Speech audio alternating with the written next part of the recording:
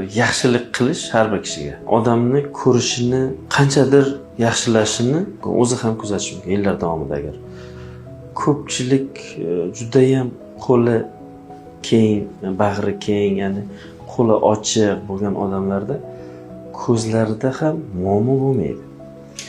Chunki kimgadir yaxshilik qilsa, u odamni yaxshilik qilgan odamni o'zi ham xursand bo'ladi. Ya'ni xursand, hayotdan, o'zini yashashdan mamnun bo'lgan odamda ko'zida ham muammolar kam bo'ladi. Ko'pchilik bemorlar kuzatsangiz, hayotdan alamzada, yana qanaqadir stresslar bo'lgan, juda kuchli zih bo'lgan, asab qilgan bo'ladi. Bir shunchaki ko'zingizda o'zingiz yaxshi odam bo'lsangiz tekshirsangiz sizga aytadi. Sizni ko'zingizda muammo yo'q ekan deydi. Ko'pchilik yaxshi odamlarda, yaxshilik ulashuvchi odamlarda ko'rishida muammo bo'lmaydi.